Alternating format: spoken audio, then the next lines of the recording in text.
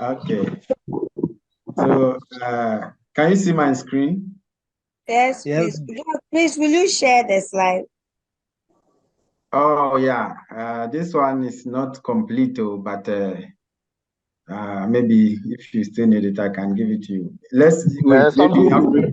Maybe after the class. Sorry, can you be quiet and listen? So, Doc, Maybe after the class. mute everybody? Hello. Doc, can you kindly mute everybody so that the background disturbance wouldn't affect us? I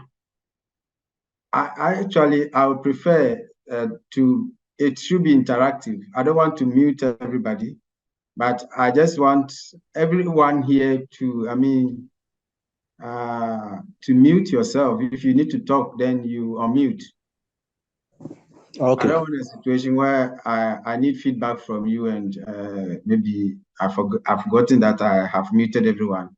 So at least we are all matured. Let's do the right thing. If you think that where you are, there's noise in the background, just mute yourself. Okay. So I was saying that for the slide, this is just very basic. Maybe after the class, if you still think you need it, you can let me know. It's not complete, so it's just something to show you what we can use Abaqus to do.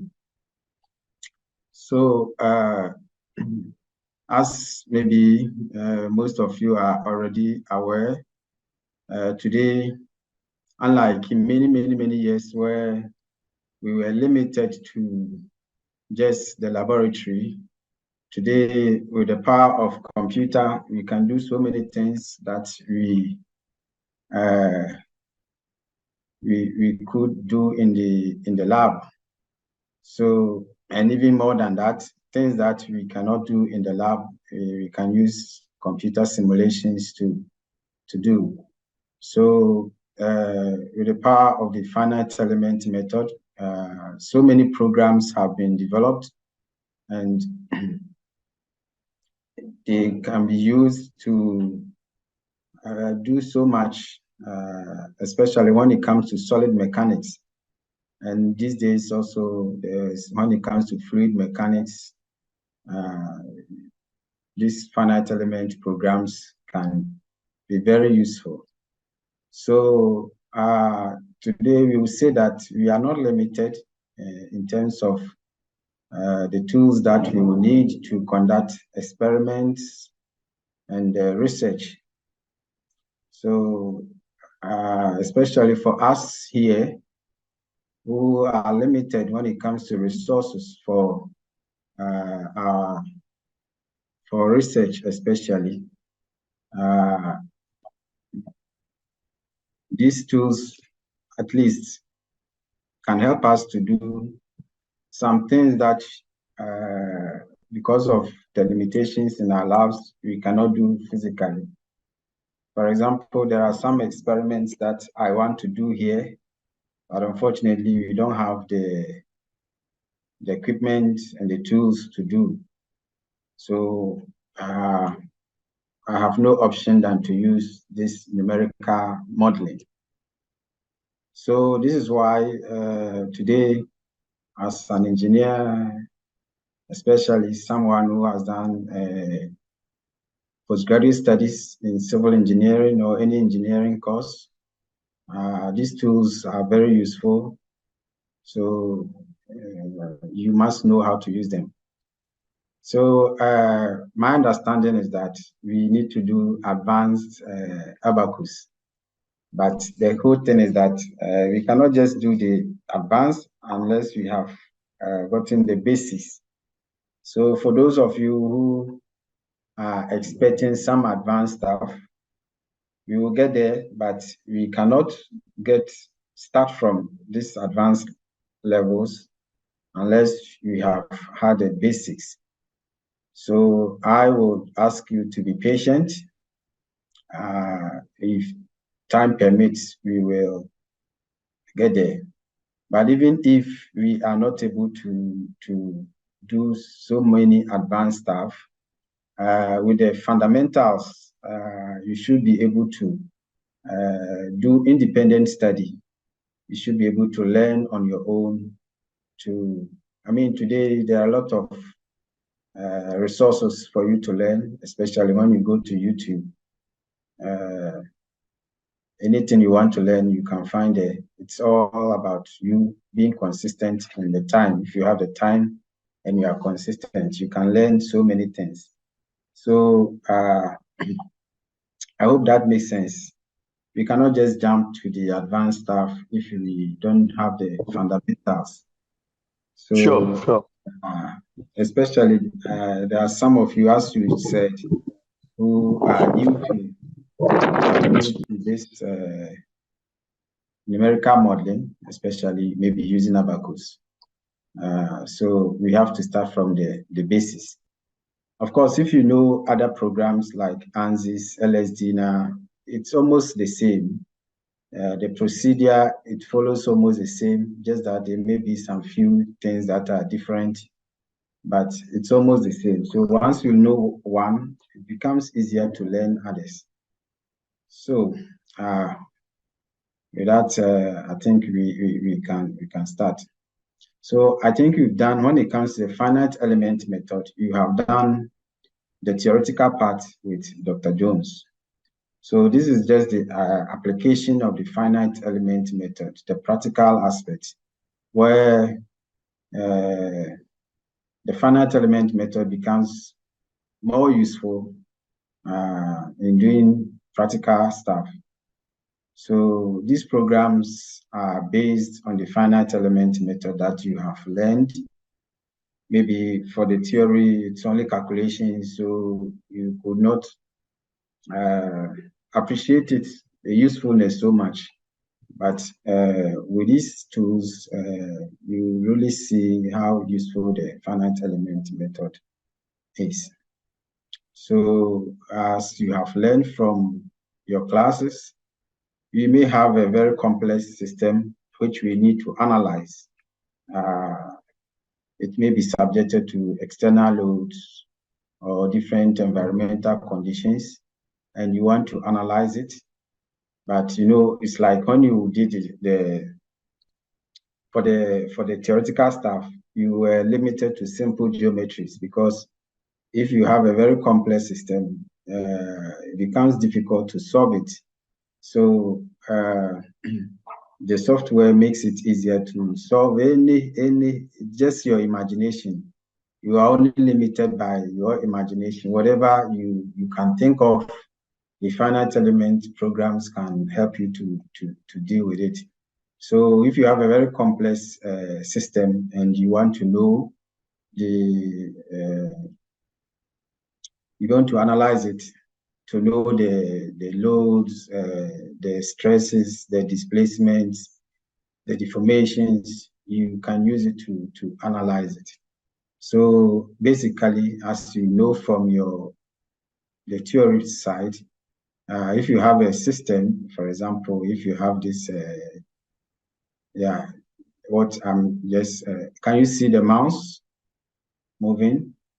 Yeah, if you have this, let's say if you have this geometry, this is an arbitrary body. It's subjected to external loads, and you want to analyze it. You see, when you were doing the theory, maybe you did line elements, beams, and when it comes to an arbitrary body, maybe a three-dimensional object, maybe you could not do because of the complex system that you were dealing with.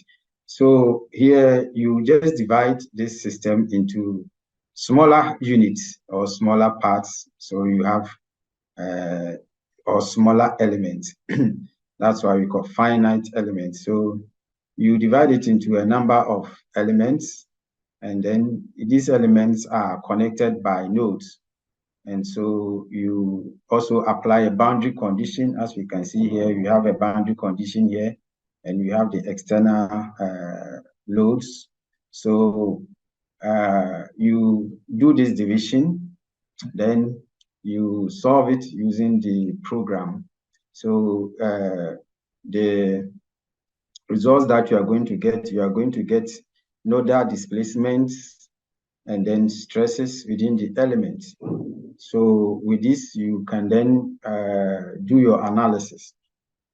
So usually you may hear of finite element analysis and the finite element method. So mostly they are used interchangeably, but the finite element analysis is using the finite element method to analyze or simulate and analyze the behavior of systems or structures. So when you are doing the finite element analysis, it involves a number of steps. You have to go through a number of steps. So the first one may be creating a finite element model of the structure or system. So first of all, for example, if you want to model a bicycle, you want to know the stresses that the various members of the bicycle, for example, the frame, is subjected to. Then you have to model this bicycle in maybe you can use different when it comes to the modeling or the geometry of whatever you want to analyze. You can use different programs to do it. You can use the Abaqus straight. You can use Abaqus, but sometimes Abaqus may be limited in terms of when you have a very complex or complicated geometry. Maybe Abaqus may be limited. So if you have other programs, you can use that to do the modeling. Then you import the part or the model into Abaqus. Then you then use Abaqus to analyze. So when it comes to the analysis, Abaqus is very powerful. It has a lot of tools to analyze any system. But when it comes to modeling the figure or the geometry, maybe there may be limitations because of how complex the system is. So you can use other tools to model, then you import to Abaqus. So after you've done the modeling, you have created the model either in Abaqus or by importing. Then you have to define the material properties. So you look at whatever you are modeling, what kind of material is it made of? Is it made of concrete, rubber, whatever material? So the aim is that we want to mimic the exact behavior of the structure or the model in real life. So we want to be as close as possible. So if it is if the material is made of steel, you want to use a material model that is a steel material model. So we have different material models in Abaqus and other numerical modeling softwares. So the power of any of these softwares is in the material models. This is what will help you to make the modeling as close as possible to the physical system.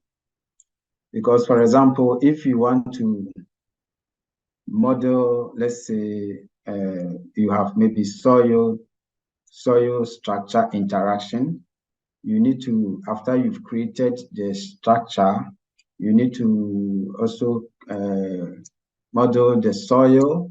But if you don't have soil material model in the software, then practically the results may be questionable. If you use something else to represent the soil, it may be your results may be questionable. So we have, if later on as we start, you will see we have still different models, material models. We have, for example, for civil engineers, the concrete material models, we have different types. but most common one is the concrete damage plasticity. And it's able to model concrete, the behavior of concrete very well. So sometimes some people may use this, for example, the concrete material model to model other materials, ceramic materials that are closer to concrete. So if any advanced software or numerical modeling software should have a lot of material models, so that whatever material that you are modeling, you can have that material model. For example, if you want to model rubber, there should be some material model that you can use for rubber. So after you have defined your material properties, then you also have to apply the boundary conditions. So the boundary conditions should be exactly as it is in real life. So where you have, for example, restraints in terms of displacement, then you have to apply the exact where there is some freedom of movement, you should not restrain, you have to do so. So usually if you get problems in this in any of your models, it could be mostly if there are no contacts, then your boundary conditions. You have to be always careful about the boundary conditions. Otherwise, you always get your you could finish your analysis and see results very colorful, but it may not make any sense as far as the physical structure is concerned. So boundary conditions are very important, and the load should you should analyze the structure or the system and know the type of loads that it is subjected to. So if the loading is dynamic, you don't have to apply static loading. So you must be sure of the kind of loads that this structure is exposed to in real life and apply the exact loads. This is what will make your results credible. Then after you've defined all this, you have to also mesh. Meshing is very important. Yeah, the accuracy of your results depends so much on the meshing. So the meshing is when you dividing this system into different smaller units with elements and nodes. So for any particular type of structure you are analyzing, there are meshes, different types of mesh types that will be appropriate for you to use. So for example, if you are analyzing a 2D, like a frame, and it's in maybe 2D, you wouldn't want to use three-dimensional elements. And where you are analyzing maybe a shell, a very thin, maybe a plate, for example, you have to use shell elements. So you must know what you are doing, the nature of the structure or the system that you are analyzing, so that you can apply the appropriate boundary conditions, loadings, and the correct mesh types. So these are very important. So I will advise that for the beginning, even though when you are learning, sorry, are you still with me? Yes, Can you Prof. hear me? Yes, Yes, sir. please. Okay. So when you start to learn these programs, you are eager to produce something, to see something. You want to, I mean, as quickly as possible to do something for you to, I mean, feel motivated. So the danger is that if you are not careful, you may not go through the theory, the basics, to be able to understand the whole program.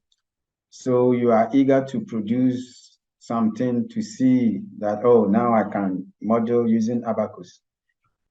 And if you do that, you see, maybe let me model a beam. You follow some tutorial online, and you're able to do the same thing. The challenge is that next time when you are doing something and it's different from what you have done already, you may not be able to do it when you encounter problems during the analysis. And of course, that one, you must be aware. When you start, you are going to see a lot of errors when you want to run your program.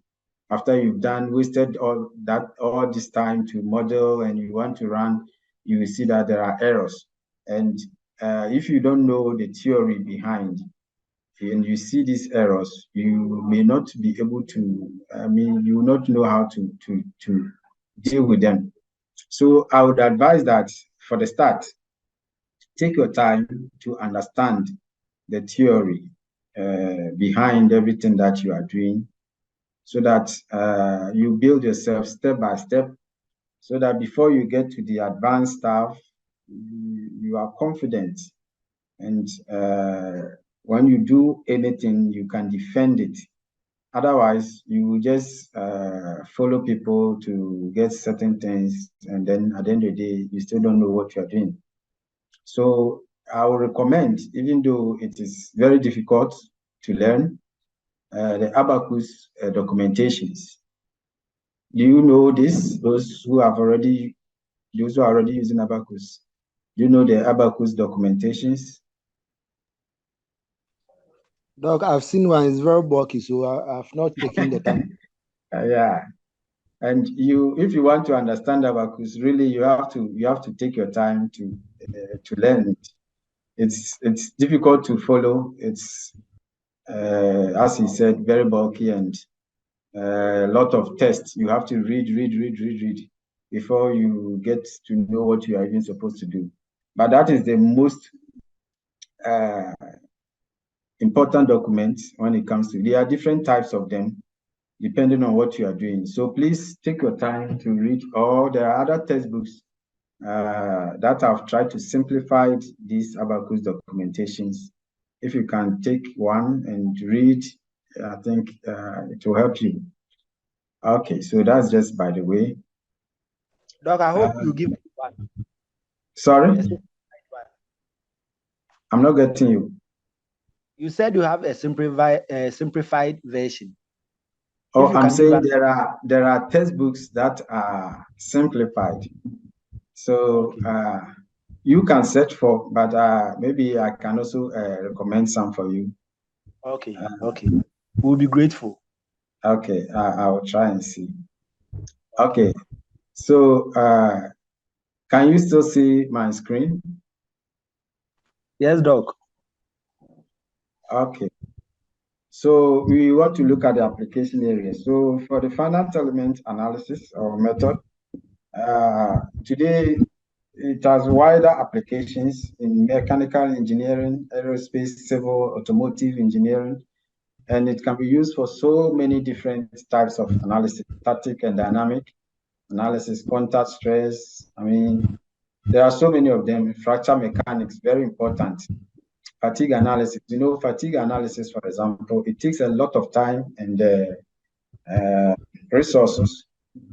And doing it in the lab can be very challenging. For example, here I want to work on fatigue. I want to do some stuff, but you don't have the machine to do it. So I have to use numerical analysis. Of course, there are ways to do it. You can't take away the experimental aspect out altogether. Whatever you do numerically, for anybody to believe or accept what you have done, you have to validate it with experimental results. You have to validate it. I mean, when we say validate, it's like you want to compare your results, the numerical results that you have obtained, against an experimental results of the same model.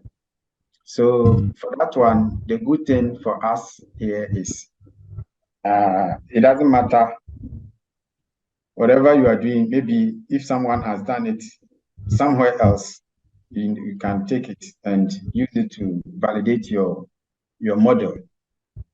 So if somebody did the same thing in a different country, even in a different country, once the results are published, and you can use these results to validate your work. So even though the numerical modeling makes life easier, we still need the experiment to validate whatever we are doing. So sometimes you can use a small scale experiment. For example, if you are modeling a very huge structure, which you cannot do in the lab because of the size of the structure, you want to analyze the stresses and deformations in this structure. You cannot do it in the lab. So you model it numerically, and then you will need to validate your numerical results. So if you can get a small scale model of whatever structure you are modeling, then at least you can use that one. You model a smaller size of the structure, which is the size, everything the same as the small scale experiment. Then you can use it to also validate it. So there are ways of going about it. You can also the mesh that you have something known as mesh sensitivity analysis. We want us to know that the mesh sizes and the mesh types that you used are accurate, so that you can rely on your results. You can also use mesh sensitivity analysis. That one you will do as part of this study as we move on. When we model any 3D model, we will use the mesh sensitivity analysis for you to see how it is done. Okay, so these are the areas that we can apply the finite element method. And so, can you see the screen? Yes, Doc. What I see?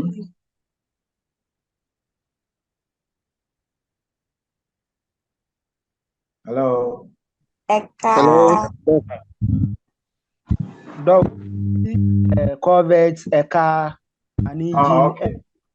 Okay. Engine and truss. Okay. Because when I look on I only see myself, so I thought maybe you are not seeing the slide. So you see, these are very complicated structures in terms of the geometry and even the size sometimes. So if you want to model this, or if you want to conduct any experiment in the lab, chances are that you don't have the resources to do that. And so the best option is to use numerical modeling. For example, when it comes to this car manufacturing industries or companies, they need to test every product that they bring out in terms of crash worthiness. They want to see whether this car, in terms of crash, can resist certain stresses. But this is a very dangerous experiment. It's not easy to do this. So they use numerical modeling a lot. Actually, these are the guys who are patronizing these softwares and paying so much for it. For us, we are just using it for simple stuff. But those who are into these huge industries, they use it a lot. So this is where these softwares are very useful. There are some experiments that is difficult to conduct, like for example, where you have blasts, impact loading, crash, earthquake. Emmanuel Tabiri, can you mute yourself?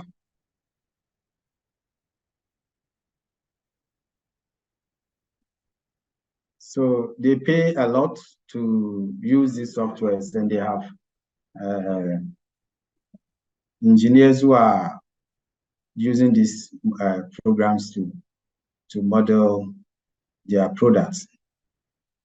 Okay, so Abaqus, or the finite element method has a lot of usefulness, and what makes it even more useful is the ability to visualize whatever you are doing in terms of the stresses. For example, if you are doing manual calculations and you are calculating or analyzing the stress state of a body, you can get the results all right, but it makes it even more interesting when you can visualize what you are doing in terms of how the stresses are varying, the stress distributions, what are the critical areas in this, where we have a lot of stress concentrations.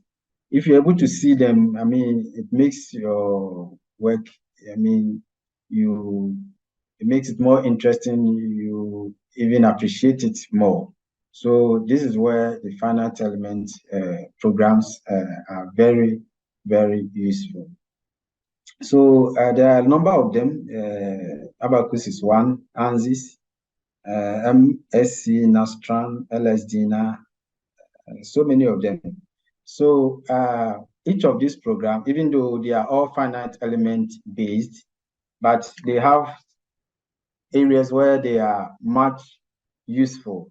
So depending on what you are doing, you don't just use any of these. So usually, when it comes to, for example, dynamic problems, whereas, for example, crash, impact, earthquakes, okay, let's say crash, impact, you use LSDNA. LSDNA or LSDNA is for dynamic analysis, very useful. So, of course, Abaqus can do all these things, but these are specialized programs for specific areas. Now, if you want, for example, if you are doing anything in maybe earthquake, OpenSeas is very useful for earthquake analysis.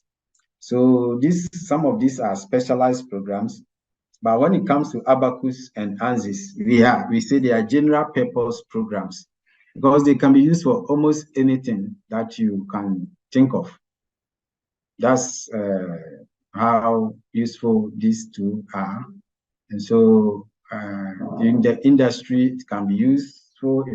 In academia for research purposes, they can also be used. So we will focus now on Abaqus. So we say, as I've already said, Abaqus is a general purpose finite element program, and can be used for modeling so many stuff. Abaqus consists of two main analysis products. We have Abaqus Standard and Abaqus Explicit. So you get to know this as we move on. So for Abaqus Standard, we use it for static and quasi-static problems. So depending on what you are doing, if it is a static problem, when it comes to the analysis, you have to use Abaqus Standard. And then if it is a dynamic problem, high speed, impact problems, you use Abaqus Explicit. Of course, Abaqus Explicit can be used for anything, even for static problems or quasi-static problems. You can still use Abaqus Explicit, but you need to be careful. If you are not experienced in using Abaqus, you can use it to solve and get results, but the results may not make sense. So sometimes when you are modeling, especially where you have contacts, a lot of contacts, it's very difficult for the solver to solve. especially if you make some mistakes, it will not solve. And so even when you have done everything right, depending on the level of non-linearities in your system. So we have linear and non-linear problems. Linear problems are very easy, you can easily solve. For non-linear problems, where you have contacts, non-linear geometries, non-linear material models, it becomes difficult for the program to solve, especially when you have your computing resources are limited. And as we go forward, depending on what you are doing, you may need a workstation for very simple problems like beam. What we normally do here, this reinforced concrete beam, simple trusses. You can use your simple or your laptops or desktop computer with, low specs to even do it. When you are doing a very complicated analysis where you have contacts, non-linearities, then especially if you are doing fatigue analysis and you have so many load cycles, you need a high computer with high capacity. So for those who want to go forward or use this for serious stuff, you should think of investing in your computing resources. If you can get a workstation, yeah, you can do so much. Engineer Abraham. So you should, yeah, you told me you want to use Abaqus for serious stuff. So, you have a workstation already? No, you help me. Me? I also need one. So, but Tech don't have a workstation. It's there are some, but it's some people have hijacked it, and so it's difficult to get access to. And unfortunately, in our department, we don't have. It's the water resources people who have. They have one, but some department has. And those in the math department, they are taking it, and we are not even getting access to it.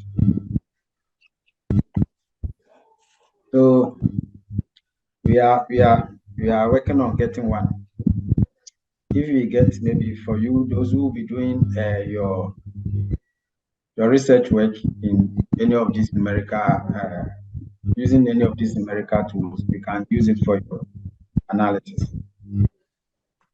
Okay. So this is what, but if you're able to get one for yourself, you can, if you want to go into consulting, you can use it. All right. So as we move on, okay. So the procedure, the analysis procedure, it's usually in 3 phases. We have the pre-processing. Pre-processing is where you are setting up and preparing your model. So this is where you are, if you have to draw the model, if you have to draw it in Abaqus yourself, you draw, or if you are importing from elsewhere, you import. And during the pre-processing, so you get your model either by drawing or by importing it.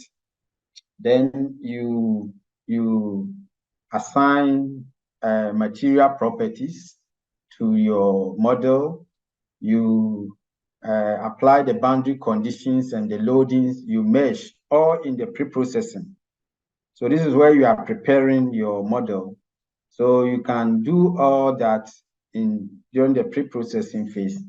Then from when you are done with everything, you move to the processing. That is where you are analyzing.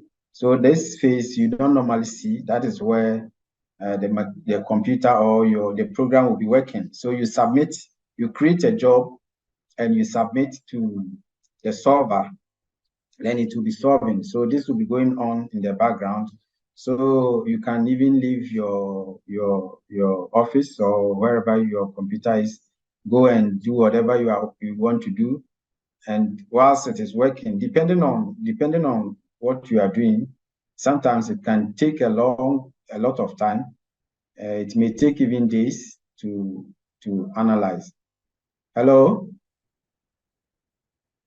Oh. Doc. Hello, Doc. Oh, I thought I was offline. No. Oh, okay. Okay, so during the analysis or the processing phase, so you do everything in the pre-processing, then you create your job, you submit. Then during this phase, that one, it's not so much interactive. Once everything is done, you check and everything is done and you submit, then you see that, oh, it's running. Then you can be sure that, oh, maybe it will work. But sometimes it will start, and depending on maybe certain things you've done, it may not run. It will run for a while and it will abort the analysis. So, but if everything is okay, you can leave it and go and do whatever you want to do. At the time you come, maybe you should have finished and you get your results. So for very complicated stuff, sometimes it could take days to do the analysis. There were some models that I was running. Sometimes it could take 3 to 4 days to run. So the machine will be on, and once there is uninterrupted power, it will be working. So, for example, if you are doing a fatigue analysis, you have a lot of load cycles, so it's taking time to analyze it. So you can just do whatever you want to do, and when it's ready, then you come and take it. But here, because of our power situation, maybe you should get a UPS, or maybe for now, maybe you will not be doing so much intensive work, so you can do it and get your results. Okay, so then after the pre-processing, then you come to the post-processing. So the post-processing is where you are going to see your results and analyze the results. So this is where you can see, visualize your stresses, your deformations, reaction forces, all the things that you are interested in. You will see it, and then get your data, your results, and analyze it and make reports from the results. So that is the post-processing. So, okay, so I've talked about the pre-processing. So before we start, let's get to know the graphical user interface for Abaqus. We will go to the program, but just for you to know what is in there. So when you start, when you launch Abaqus, you usually see this screen. So here, this is where you will be working. You have this viewport. You can have several viewports. So for example, if you have just one viewport, you have your model here. You see your model here. If you want to create a part, you take it and you create it here. Let's say if you import from different program, you can see it here. So we also have the toolbox. This is just like a normal window. So if you know how to use any of these Microsoft programs, you know the task bar, the menu bar, and all those things, they are just the same. But here we have the very useful component here is the toolbox. Can you see here? This is the toolbox. This is where the tools that you will be using, this is where they will be displayed. For example, if you are creating a part, you come here, get a tool to create a part. If you want to create a hole in some part of your the part, then you come and pick the tool that. So this is the toolbox area. As we go on, you get to know more about it. And then here we have the model tree. So the model, whatever we are working on, we say it's a model. So this model, there are certain attributes that it has. So all these are listed here. And so whichever one you are interested in, for example, if you want the part, you can go and click there and you work on it. If you want the materials of this model, you go there. If you want to get to know the assembly, everything, the interactions, everything about the model is listed here. So you come here and then you pick it. So when you start, normally you have this module, the module. I will talk more about the module as we go on. You can work sequentially from one point, from one stage to the other. You can work sequentially. But as you become more and more experienced, you don't need to follow any sequential procedure. You just do whatever is convenient for you at any time.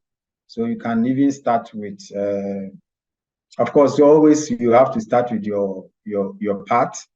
Then after you've created a part, you can go and mesh it without even applying the boundary conditions, or even, you can then do things as it's convenient for you. But when you start, okay, I'll come to, okay, let me talk about the Abaqus units. So in Abaqus, for other programs, when you start, you must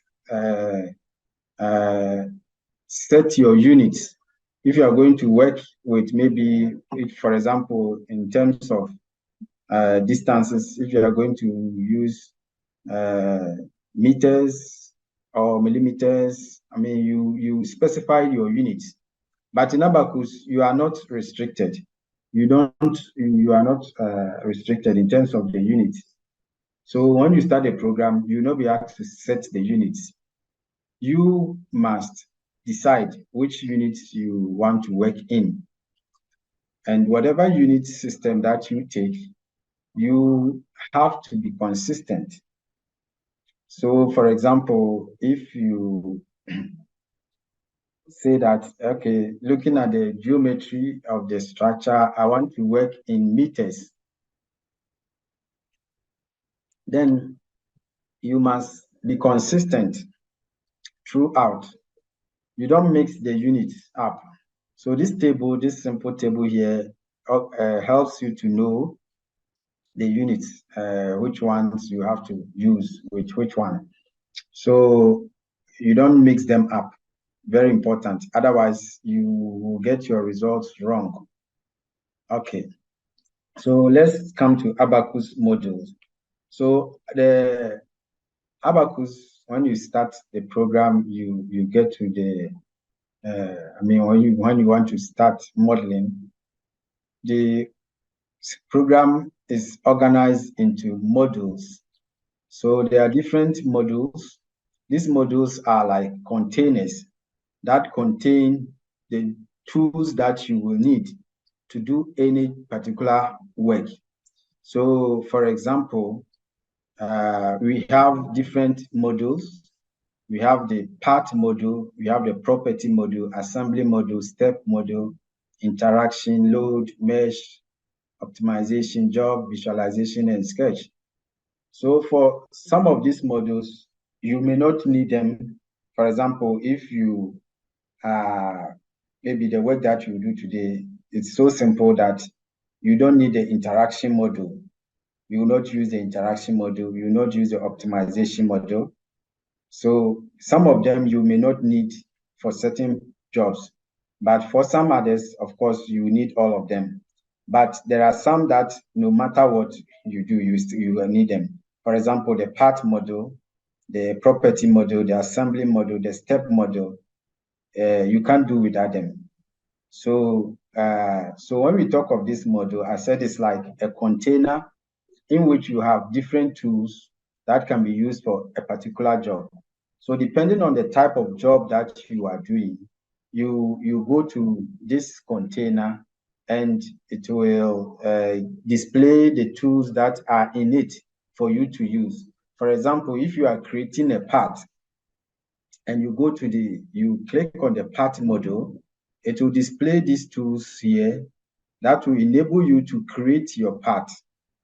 But if you go to the property module, for example, in this property module, this is where you are going to assign your material properties. For example, the Young's modulus, the Poisson's ratio, the yield, stress, and all these things. These are material properties. So the tools that are in this property module are different from the tools that are in the part module. So as you change the module, you will see that the toolbox area, the tools will change accordingly. Are you getting me? Yes, Prof. We are following. Okay. So when you go to the step module to the same, so whatever you are doing, you just go and select the module and it will display the tools that are available in that module for you to use. So for example, let's start with the part module. Let's say that we want to create or we want to analyze this bicycle here.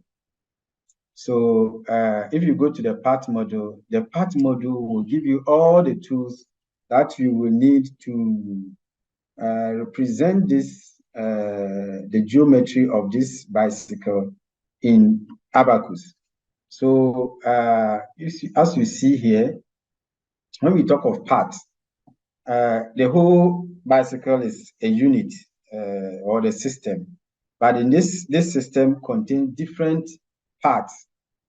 These parts may be of different materials, of different geometry, different behavior, the way it works. So if you look at the right-hand side, this bicycle has been,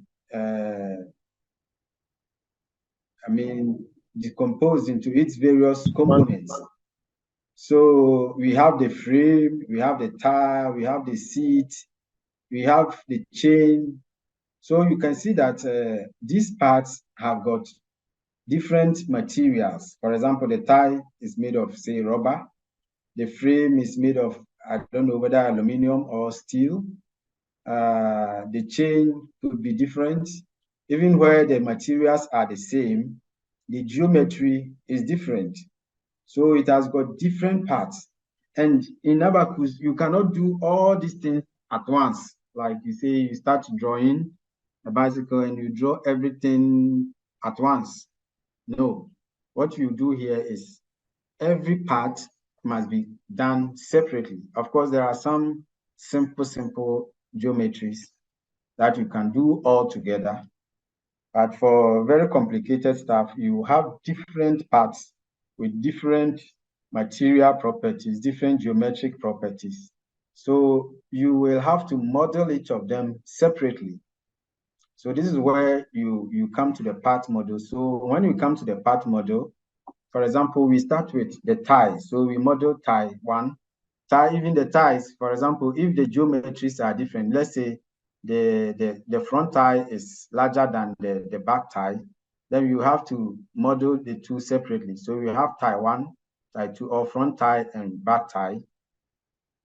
Where they are the same, you can model 1, then we will just make copies of the one that we have created any number of times that we want to use it. For example, when it comes to, is this the spokes? What is connecting the tie to, how do you call this? Is the spokes. The spokes, okay. So for the spokes, we don't need to model each of them. You see, we have so many of them. We don't need to model all of them. We just model one. Then you will just copy several times and use it. So depending on what you are doing, if they are the same, you just do one and you can copy and use. But where they are different, you have to model each of them separately. So after you have modeled everything in the part module, then you come to the assembly. Assembly is where you are going to put everything together as it appears in the actual system or structure. So we model each of these. So we have tie part, we have the frame, we have the handle, we have the chain. We model all of them. So we are going to get about maybe 10 parts, different parts. After we have modeled all this, then we need to assemble them, put them together. So you are like, say, this, what's the name? This is the mechanic, those who deal with bicycles, repair bicycles. How do you call them? Bicycle repairer, right? Or let's say you have imported these parts and you are now coming to assemble. So you got all these parts separately. Now you are putting everything together to get a bicycle. So to do that, you cannot use the part module to do that. You have to go to the assembly module where you put everything together. So when you click the assembly module, the tools that will help you to put all your parts together will be displayed. So you connect them as they appear in position, and I mean in terms of position where they are supposed to appear in the system, you put them exactly there. Then you assign your material properties. So where you have rubber, you would have defined the properties for this rubber. For example, if it is the tie, what may be the Young's modulus of the tie. For the rubber, the Young's modulus will be different from the steel part or the aluminum frame. So you must have all these things handy before you even start doing anything, because sometimes it becomes a bit uneasy when you have to stop and go and look for all this. So when you start, you take your time, analyze the system, get everything that you need. What are the material properties? What are the geometric properties? I mean, get everything so that when you start, you know where to get what. You don't start and now you are going to look for, it's like sometimes you become even discouraged. So you take your time, put everything down. Then when you start, you just pick the information that you need. Okay, so we come to, all right, so we will come to the element or the mesh module. But for now, I think let's do something to get you motivated. Otherwise, it will feel like I've talked too much, we've not done so much. So I want us to look at this simple truss. Let's see how we model it. Then next, as we move on, I will explain the different modules that we have not. So can you see this this truss? Determine the deflections and maximum stress of the members of the truss shown below. Can you see it? Yes, Doc. So maybe either you take a screenshot or you draw it quickly, put everything down so that when we start, you can refer to it and follow through. So my understanding is that you have already installed the program, and so you will be moving alongside as we move. This is the way to learn. If you are only observing, it will become challenging as we move on. Because when you are doing it yourself, then it becomes a problem. Normally, I would have preferred that we are in a class where I see you, you see me. When I ask you to do something and you have challenges, I can come around and show you what to do. But unfortunately, we are not able to meet physically. So at least try and do something on your own. So you have your programs installed?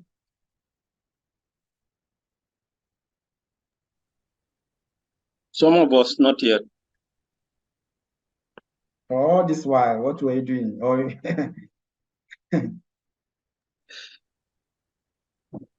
Oh, this is Mr. Amponsah from Gambia? Yeah, yes. Oh, okay.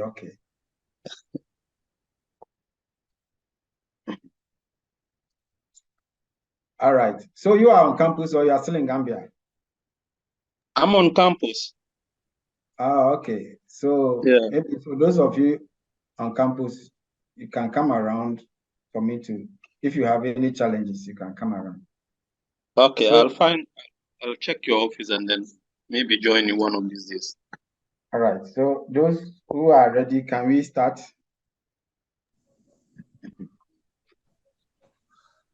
Doc, we can start. Some are not available, but I hope you are recording so that you can share the link for us to follow later. Okay. So I have done this already, but for the sake of this, I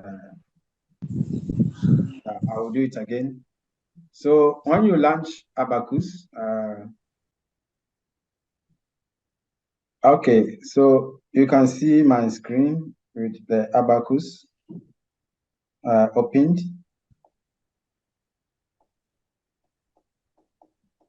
Hello. Yes, Doc. Yes, Doc. Okay, so when you start the welcoming screen, this is where you start your model. So you have create model database with standard explicit model or with electromagnetic model. So for us, we will go to the standard or explicit model. This is what you'll be using.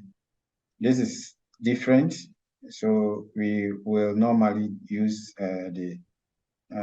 with standard explicit model. So you click on that. Also, sometimes you realize that when you start a program, you may have, there may be, for example, if you want to continue what you were doing previously, it will be displayed the last 5 models that you did. You see the links there, so you can click on that and it will open that straight away. So here we are starting everything afresh, and we come here. So this is what I was talking about. We have our model tree. So what you are doing, you give it a name. When you come to on the left side, you see where we have models. So the models, you could have several models in one file or in one whatever you are doing, you can have several models in there. So you can have model 1, model 2, model 3, depending on, the name that you want to give them. So for example, here, it automatically gives us a name for the first model. Of course, you always have model 1. You can rename it to whatever you want to name, or to make it easy for you to recognize or remember what the model is for.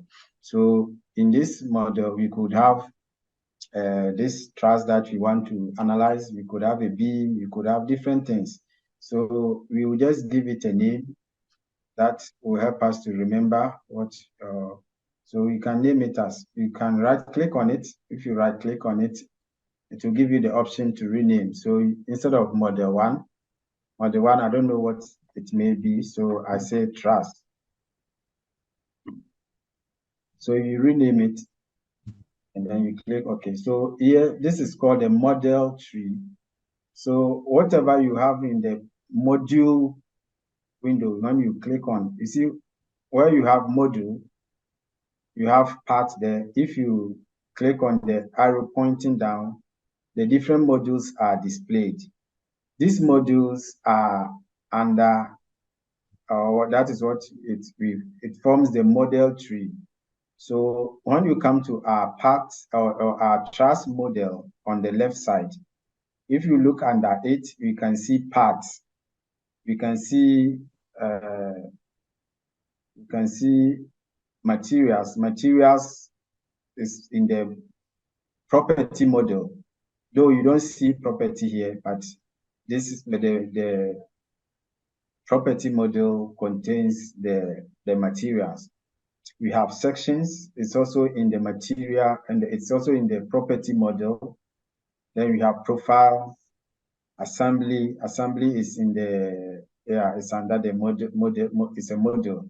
So what you are going to do is, let's say I want to create a part. I can come here and select part, or I can just double click here, and the part window will open. So this one is up to you. When you start, normally, just for you to, remember the steps. You see, this modeling goes through a number of steps. So for you to remember the steps, so you can follow as it is listed here. First of all, you come to your part, you click on your part, then the part module will be displayed, and you can, whatever you want to do, you can do from here. Then from there, you move to the property module, then it will give you the properties and you do whatever you want to do. After that, you go to assembly. So you follow in this order. But as you work and you become more experienced, you don't really need to follow this order. You can come to your model tree, whatever you are interested in, just double click on it, it will display it, then you work. As you work, you realize that you become so conversant with the steps that at every step, you know what you are supposed to do. But when you are starting, because you are new and you are not so familiar with the procedure or steps, it is advisable to follow these steps here so that you don't miss any step. All right, so let's start with modeling of the truss. As we move on, you understand. So the first thing we need to do is to create the part. So for a complex geometry, there could be several parts, but this one is just one part. We put everything together, and we have just one part. So first of all, of course, when you start, the parts module is displayed. So, but later on, if you change the module and you want to come back, you just come and click on it and it will be displayed. So when you see the part module is displayed, first of all, you want to create the part, you go to, you see there's two here. It's like, is it L shaped, 3D L. Can you see this? It says create part. So click on it. When you click on it, you see that this window is opened. This pop-up window is opened. So the first thing you need to do is to give it a name. If you have just one part, for example, in this case, we have just one part. We will not do anything more than one. So you can leave the name as part 1. But where you have, for example, the bicycle, you have to give it a name that will let you know that describes the part. For example, if you are modeling the seat, you should give it a name, maybe seat. If it is a tire, you name it tie. So the name that you give to the part, let it be descriptive as much as possible. Describe what you are doing so that you can easily see it. Otherwise, if you are looking for it, if you have so many parts, you have to open and open and open before you know which one you are looking for. So if you give it an appropriate name, it's easier to always go for it. So this one, this part that you are creating, No, the first, I just have a question. okay, you can ask. So with the bicycle, for instance, we have so many parts. So if you have to model, does it mean that you have to model for each and every part? Yes, I think I And said this. Okay, continue. okay, so you have to model for each and every part, and also when you are creating the part for those models, can it be done as one entity, or you have to do it for each and every single part? Okay, so for the bicycle, it has got different. The issue is, you see here, if you read the question that I gave you, it says that all the parts are. Let me read again. It says that all members are circular steel rods, 5 millimeters in diameter. Can you see that? So everything here, we are dealing with circular steel rods. They are the same materials, the same diameter. Everything is the same, just that the orientations are different. But where you have, for example, a bicycle, of course, you can draw everything as one bicycle, but the challenge will come where you have to assign your material properties. Because now in this bicycle, you have different materials. The seat is maybe made of plastic or some kind of leather. The tires are rubber. The chain is maybe aluminum. The frame is maybe steel. There are different materials, different geometries. Of course, the geometry is not an issue. Different materials with different material properties. So it's ideal, it's advisable to model each of the parts separately so that you can assign the appropriate material properties to these parts. Otherwise, and also that will make your analysis or results more accurate. It will reflect the exact physical problem. As you move on, there are ways to simplify the problem that you are dealing with. You don't have to model every part of the system. If, for example, your interest is in the stresses in the frame, the bicycle frame, you can model only the frame, and you apply the necessary boundary conditions and apply the necessary loadings, and you get accurate results. Because if you want to model every part of this system, it may be, you can't sometimes, it could be time consuming, and it will make even your analysis very complex or complicated. So for every system you are analyzing, look at the critical parts. Where are the stress concentration areas? Which parts are very critical as far as the loading and the response of the system is concerned? This is where you are going to focus on. And Abaqus has a lot of capabilities to, even though you are modeling a part, it will be like you can do it in such a way that it is just like you are modeling the entire system. It's in how you apply the boundary conditions. I don't know if I've answered your question. Yeah, I get it, but I'm also thinking, looking at a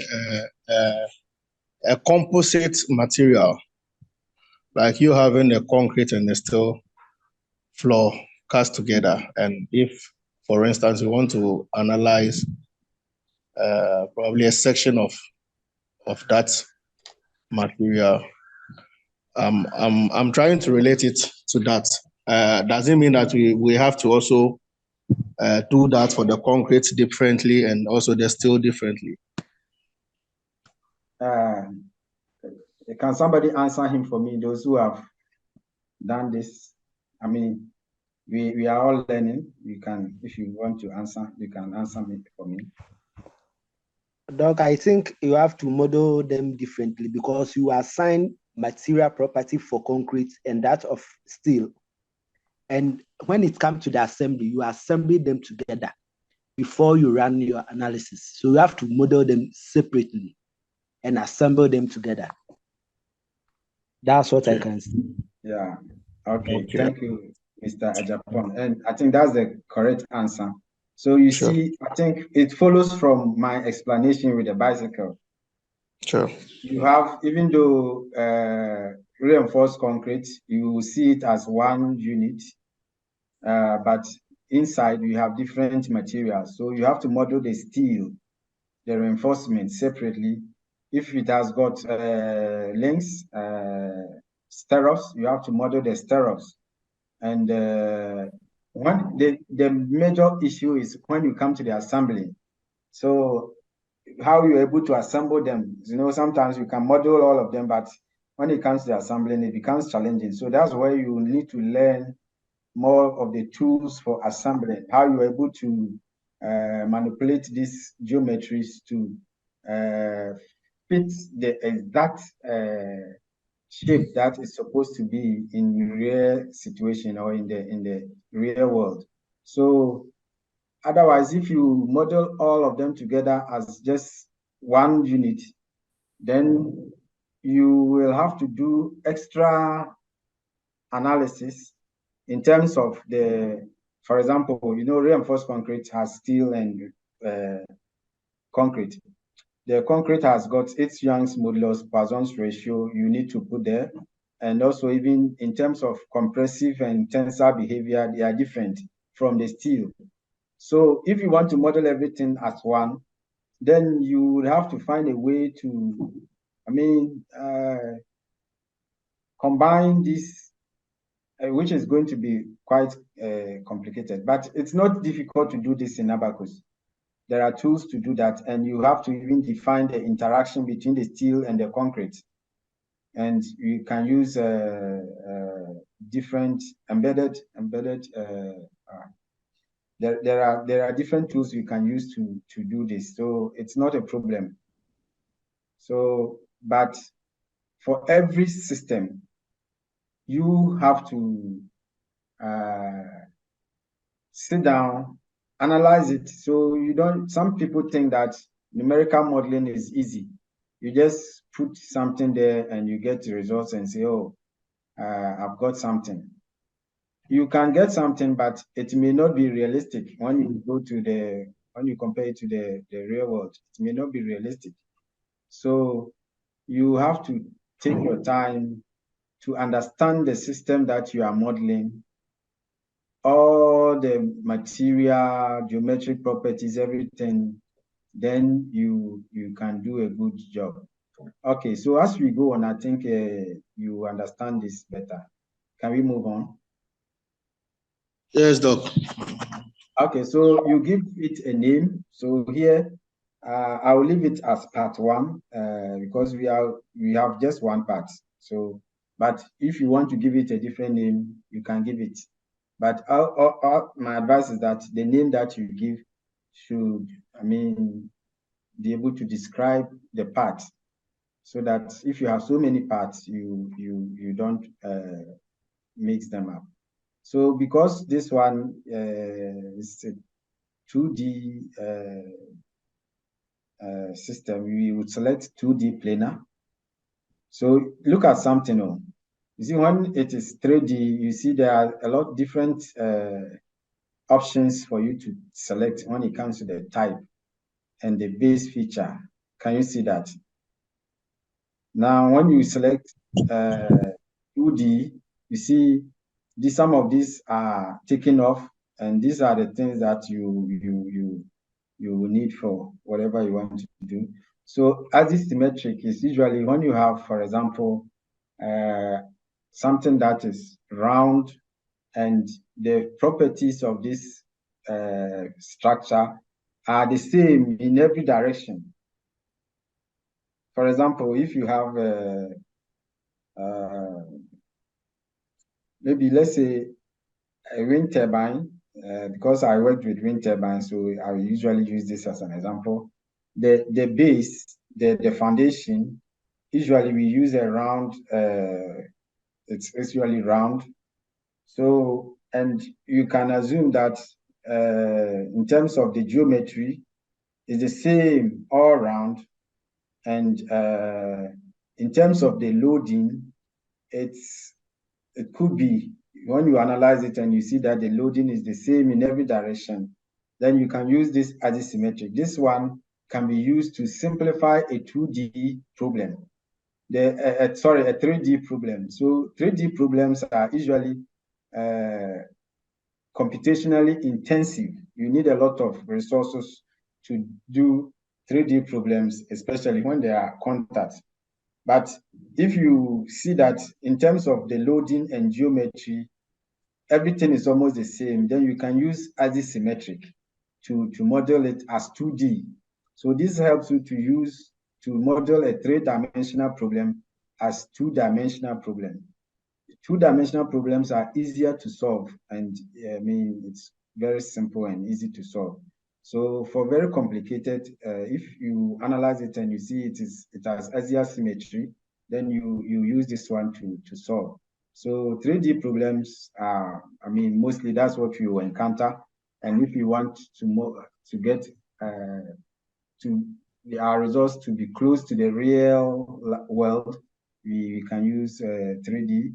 And also, even sometimes, even if it is 3D, and you can use plane stress or plane strain to reduce it to 2-dimensional, then you can use 2D planar to solve it.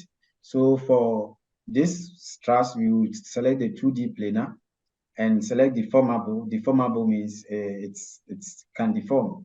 It's not a rigid body which cannot deform. So you say you take deformable. Then when we come to a base feature, what kind of structure is it? Is it a shell? Is it a wire? Is it just a point? So for this one, you select the wire. Shell is for maybe thin plates, steel plates. Then we will use the shell, and you will have to use the meshes that correspond to the type of base feature we select.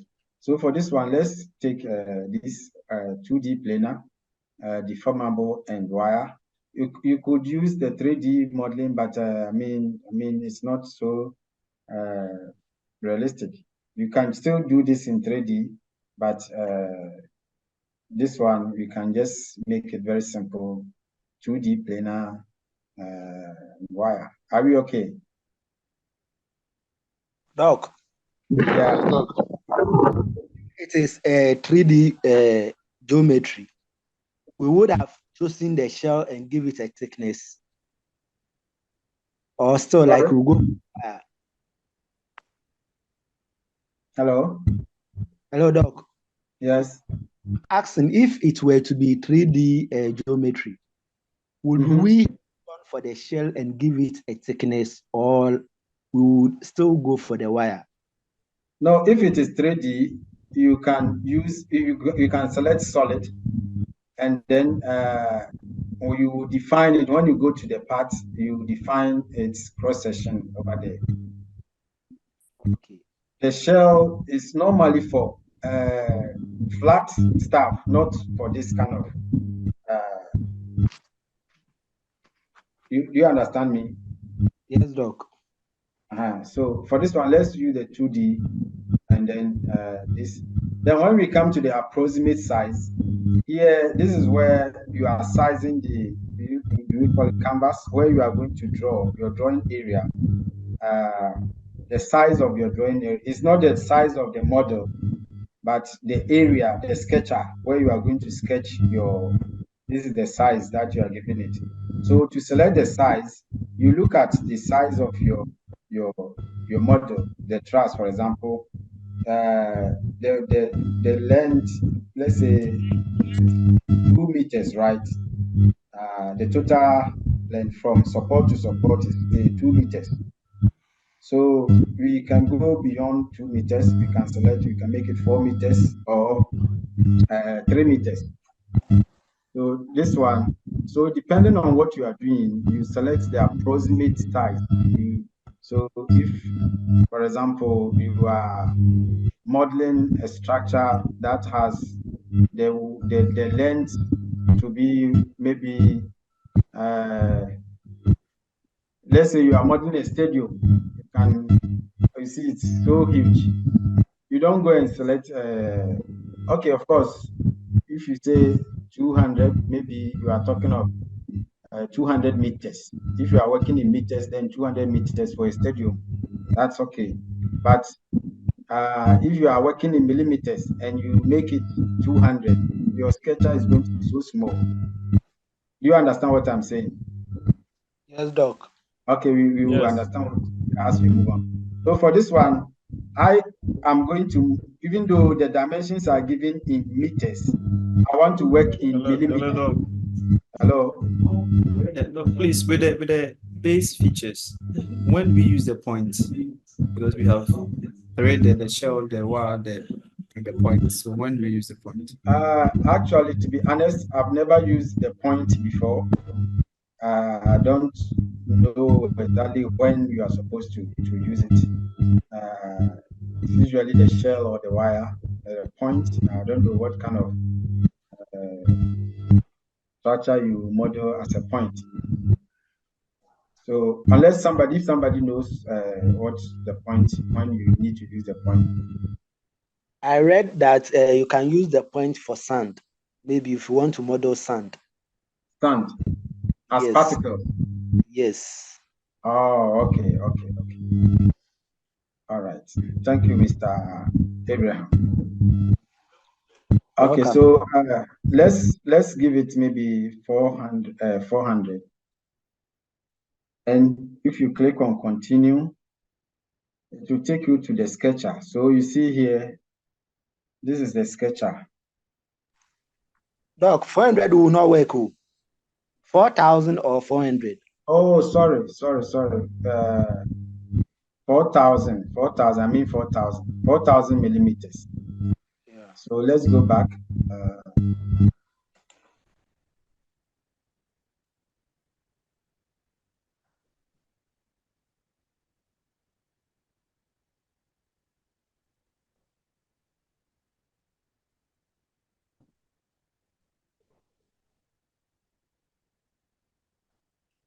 Okay, so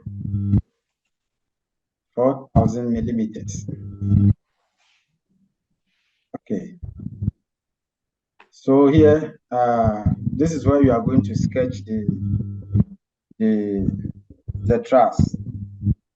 So there are two ways you can sketch it.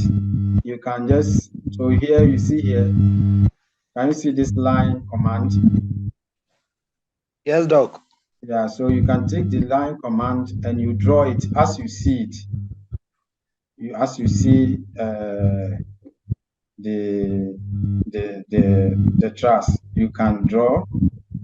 So if you are drawing it like this, then you don't draw. It's like if you can name the parts, like when you are when you are doing manual calculation, you give the elements, is like each of them, you give it a number, let's say number 1, 2, 3. So don't make it continuous if you are using the line. So you first of all number your element or the parts. Then so this one, let's say, I don't know how to let you see it because I cannot write on this. So let's say this is the first, then you go to the second, then you leave the mouse. So when you click on the escape, it will disengage the command. So you can take it again, and this one you are just drawing anyhow. When you finish, you dimension it, and it will just give you the appropriate dimensions. But this one, I don't really prefer this one. I will show you the other one. So you leave it and you take, just you can follow as I'm doing. So you escape and you release the command. So you have drawn it, but you have to dimension it. So this is where you come to, you see, add dimension.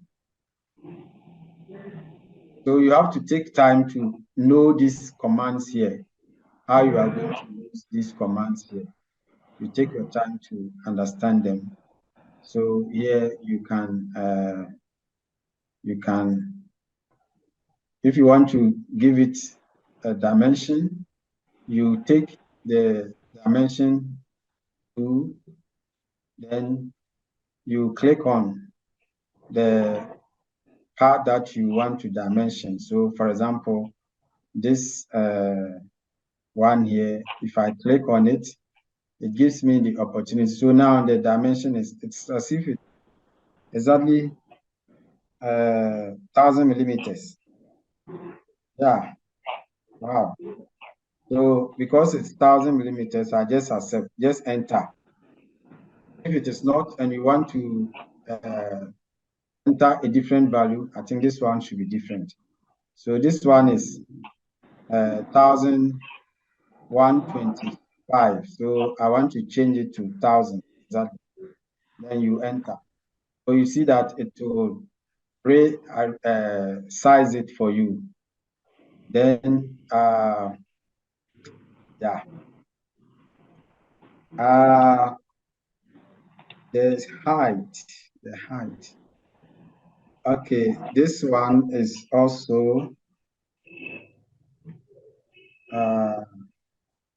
supposed to be 1,000.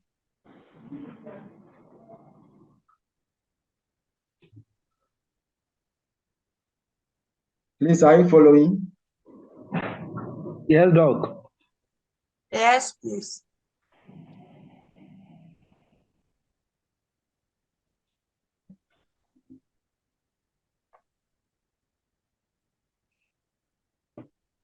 Yes, so everything is, yeah. This is one way, but there's another way of doing, especially this simple.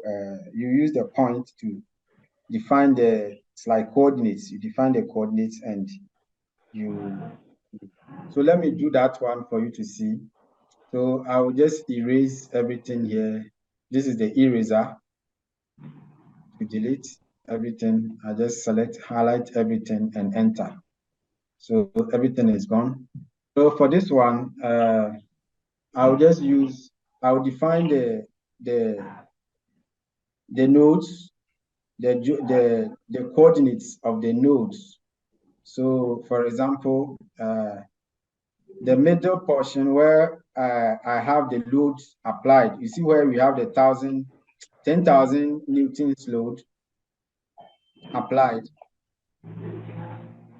I'll use that as my origin. So the, hello? We are following, Doc.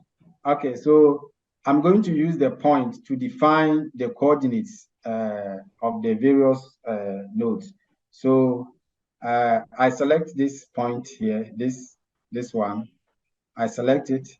Then when you come to this below the sketcher, you see that there is a message there. Pick a point or enter XY coordinate.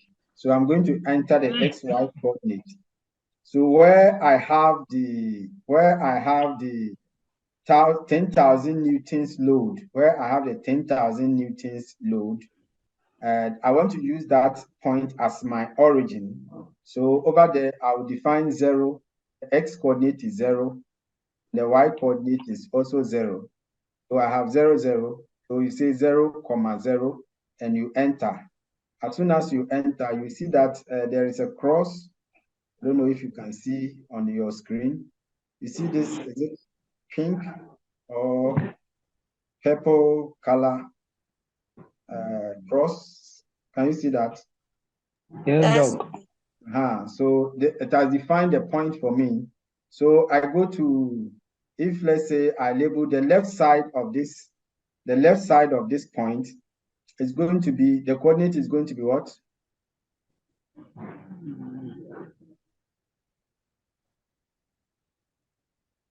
Yes, the x coordinate is going to be -0. sorry. -1,000, Yes, so it's going to be -1,000, 0. Can you all see that? So when you enter that, you just enter and it will define the point for you. Then you want to define the right side, so that is going to be 1,000, 0. Then you define. I calculated the height. Not the slanted height. The height is just about 870 millimeters. So the second, on the left side,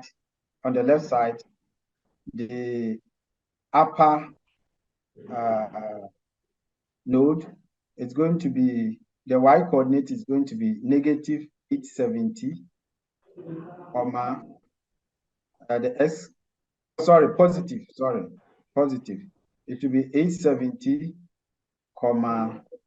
-500. Are you with me? We are following. Yes. Okay. So, I think I did it wrongly. So the y coordinate, the x coordinate first, rather. So -500, 870. So that defines this point. Then the other side is going to be 500, 870. So I think I've defined all the nodes. So after you've gotten this, you can just select the line command and join these points with a line command. So you just join them.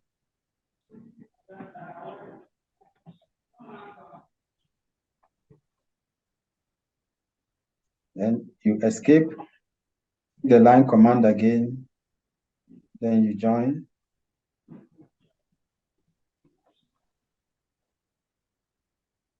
Escape. Then you are done. So you just click on done, and it will take you back to the viewport. So this is your truss. So you've got your part. So if you have other parts, then you go through the same procedure again. You click on this icon here, then it will that window will pop up. You define whatever you want to define. It will take you to the sketcher. Then you model. That will be part 2. Then part 3, you just keep on like that. So because this one is just one, we end it here. Can we move on?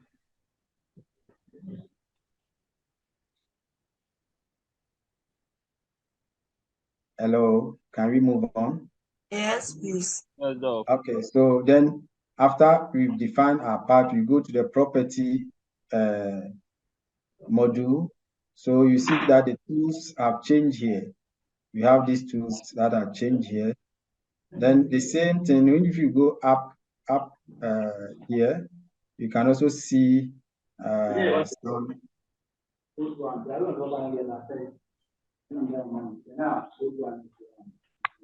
Please, the person talking should mute. So we want to define the material properties. So here you go to material. Can you see here? This menu, you click on material and it says create. You can create the material. So here, when you come to this window, it says that first of all, give the name. What type of material? Is it steel, concrete, wood, whatever? You can give it a name. Of course, here the material is just one, so we can leave it as material 1, but maybe you can also change it to steel. So then we come to general. The general, you have to specify the density. for the kind of analysis you are going to do, even if you don't specify the density, it's to work. But for dynamic explicit problems, you always have to define the density. So defining the density, according to the model, the question that is given, the density of the material is 7,800 kilogram per cubic meter. So because we are working in millimeters, I want to change it to kilogram per millimeter cube, cubic millimeter.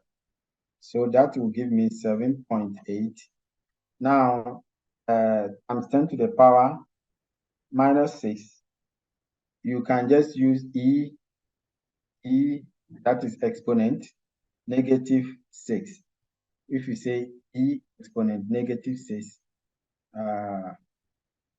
that would be okay. So sorry. So that is defined, the density is defined. Then to define the Young's modulus and the Poisson's ratio, you go to mechanical and you select elasticity and elastic. There are different properties, options there, but we are limiting ourselves to the elastic. This is just linear elastic. So we select elastic, then we are given this window to define the Young's modulus. So the Young's modulus, it was given as 200,000 times 10 to the power 9 Pascal. Yeah, but or 200,000 gigapascal. But I want to change it to Newton per millimeter or megapascal. Newton per millimeter squared is the same as megapascal. So that will be 200,000. That is 200 E exponent 3 or E3. So this will be 200,000 newtons per millimeter squared. And the Poisson's ratio has no unit, so I maintain it like that. So that is 0.3. So I say, okay. Then I have defined my material. So you see, this one is a very simple problem. You don't need a complicated material properties. Everything is linear elastic. But when you are dealing with plasticity problems, that is where you need a lot of material definition. So after that, you have to create a section. So first of all, you define your material, you create the material, then you define your section. You say create section. You go to section, you create section. So if you click on create section, it says that section 1. So what kind of section do we need to create here? So here, maybe you can just leave it section 1. We are dealing with a beam element. So here we select truss. And so see, this is, if you were dealing with a 3D solid element, then we will use solid. If it is a shell, a plate, maybe you are modeling a plate, then we have to select the section should be shell. This time, because it's a line element, we use the beam, and then we select truss. Then we can go to continue. Now, here it will populate the materials that you have. If you had defined a number of materials, you will see them here. If you click this down arrow. Hello. No. Yes. Doc, please, with the Young's modulus and the Poisson ratio, what value did you put in there? My line just got disconnected, so I didn't see it. So let me go back for you to see. Can we finish this one? Then I'll take you back there. Oh, okay. So because we defined just one material, that's why we can see only the material. The only material we define is steel. So we will select it. It's already selected for us. But, oh, please, whoever is talking is disturbing us.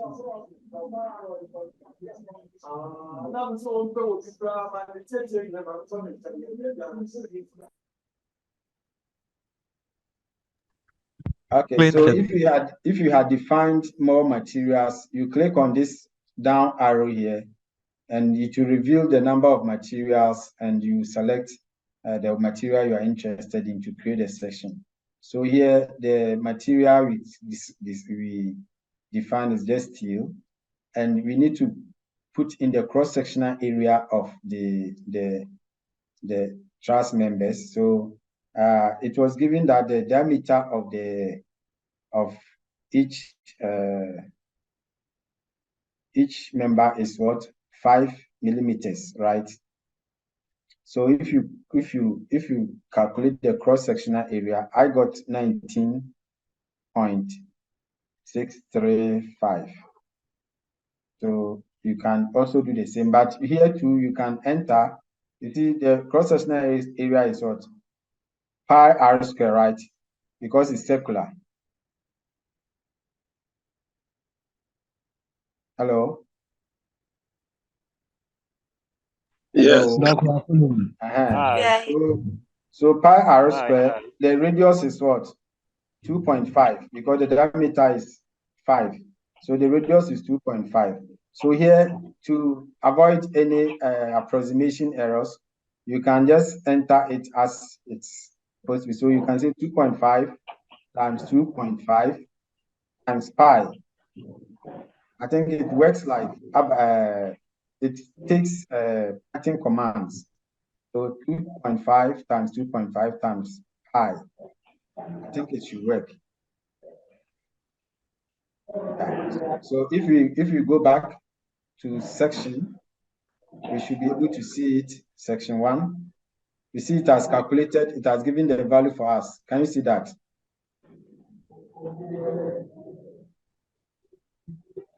Yes.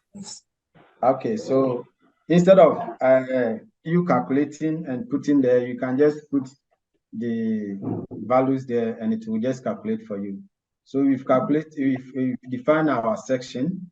So going back to material, we go to material manager, then you can, okay, let me do it another way for you to see how else you can do it.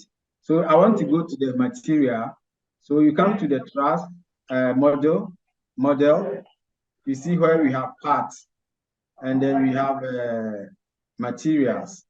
You click on the plus sign to display the materials that you have entered there. So you see, if you click on the plus, it shows you the material. So just double click on this one, then it will bring back your material. So here you want to see the material that we define, the material properties. We enter the density and the elastic properties. So the density is what is here. We have the elastic property. So you were asking of the Young's modulus. The Young's modulus of the material, as is defined for us in the question, it was supposed to be 200 gigapascal. Then, because we are working in millimeters, I want to change it to from gigapascal to Newton per millimeter squared. So that will be 200,000 newtons per millimeter squared. The one who asked this question, are you okay?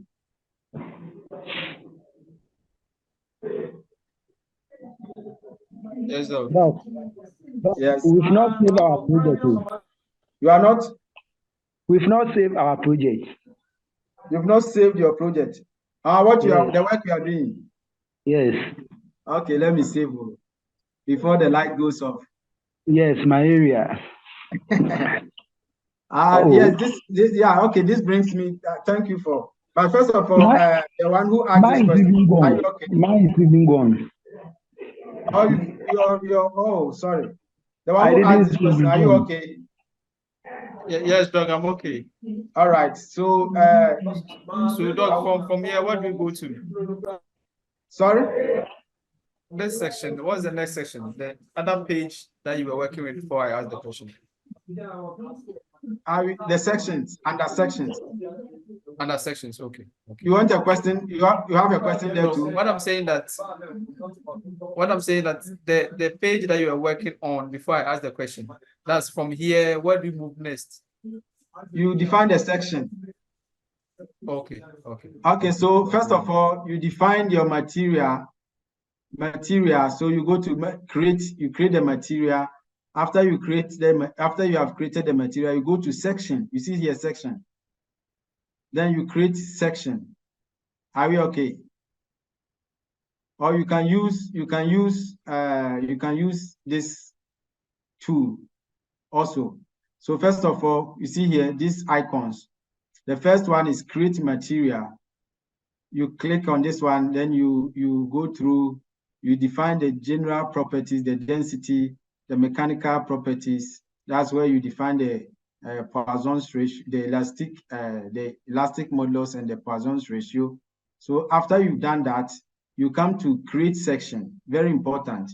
You create the material, you create the section. So create section, you click on this. You can do the same thing by using these menu items here. So first of all, give the name of the section, and then we've done this already. So before we continue, we want to save our work. Very important. Now, when you start, Abaqus automatically saves your work in the temp folder. There is a folder that when you install Abaqus, it creates a certain folder called temp, T-E-M-P. If you don't specify any other folder, that is where it is automatically going to save your work. So when you start, you want to maybe organize your work nicely. You don't want to miss, because every work that you do, if you don't specify where you are saving it, it will go and save it in the temp folder. So if you go to the temp folder, you have so many jobs that you have done and they are messed up. So you want to organize your work neatly. So maybe on your desktop or wherever you want to save your work, every work that you are doing, you create a folder, you name it accordingly, and you have to set, you say, when you come to file, it says that set work directory. Can you see this?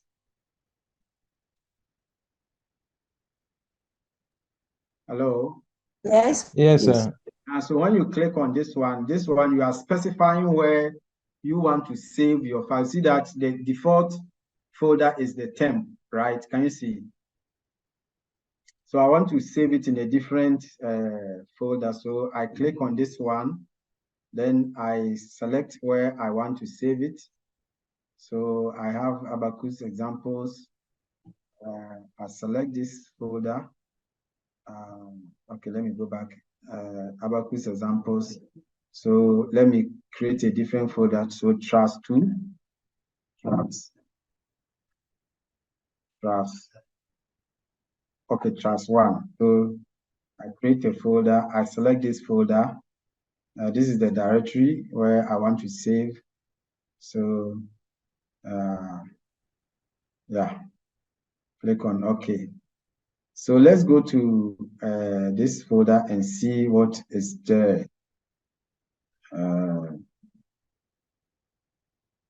Oh, can you see? I don't think you can see this one.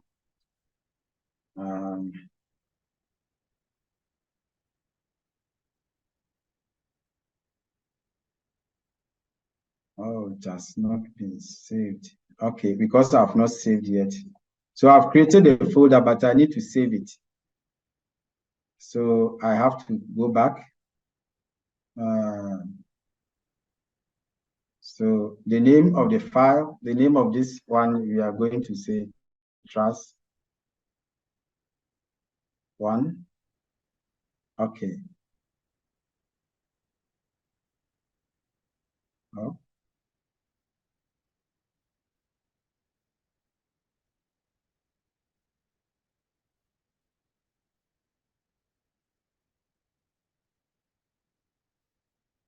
Okay, now it's saved.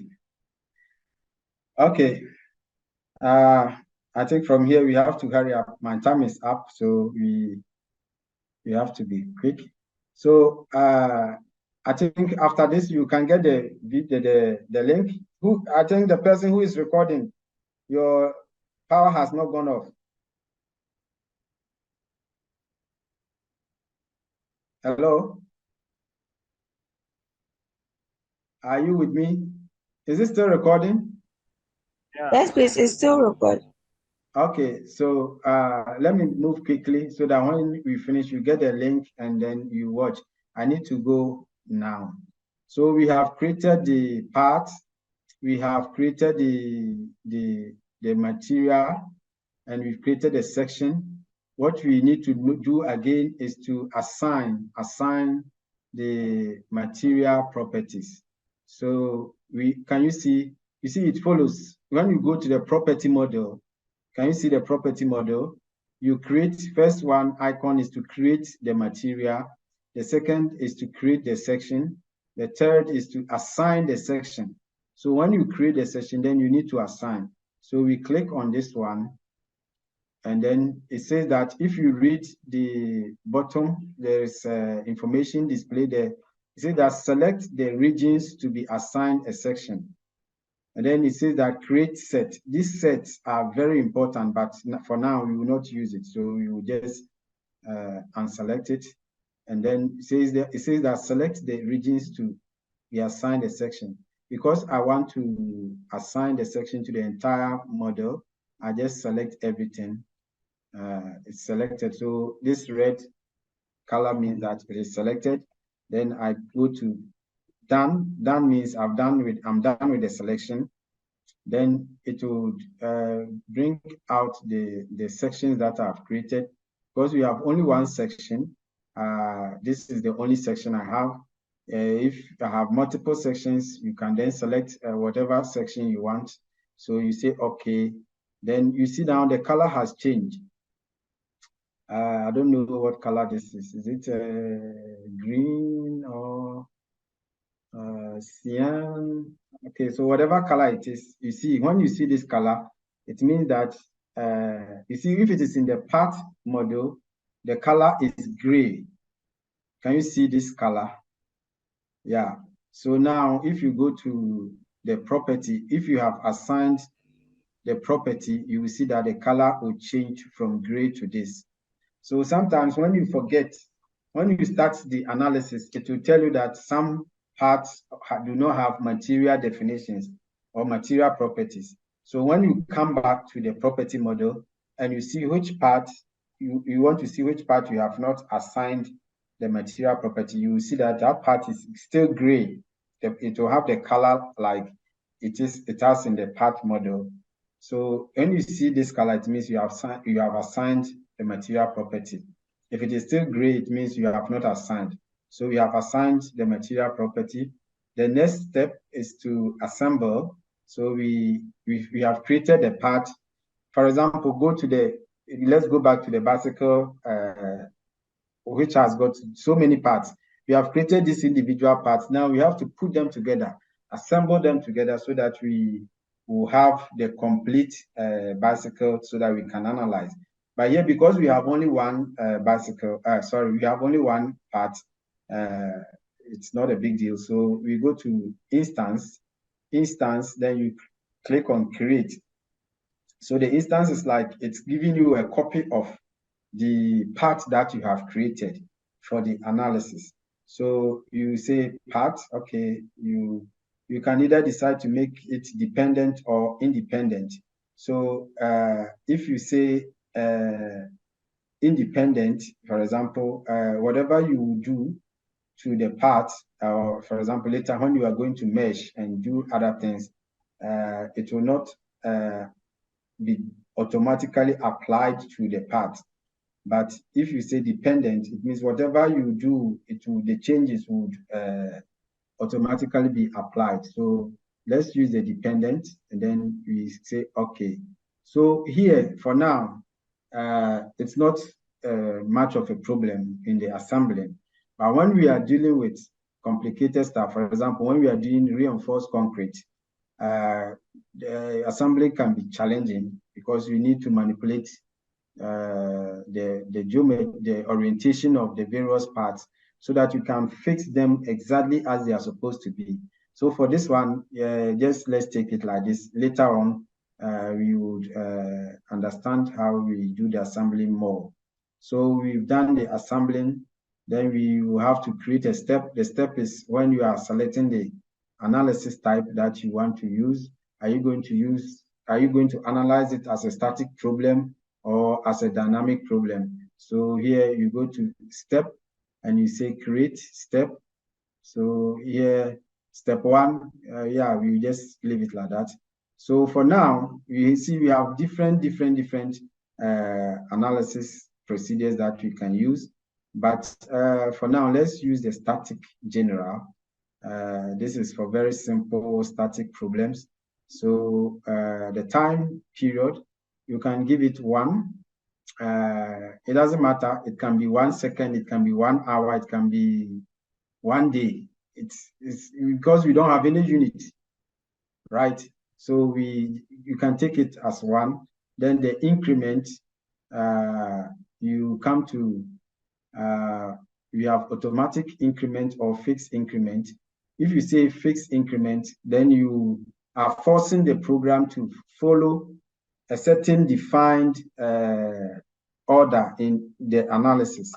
It will increase it in a certain defined order. If you leave it automatic, it will decide how to increase it. Sometimes it starts and it realizes that it's difficult to solve taking a certain time step. So it will just reduce it and make it and see if it can solve. If it cannot, it will keep on reducing until it's able to solve. So the initial increment, you can give it, let's say, because your total time for the analysis is 1, you can say maybe 0.01.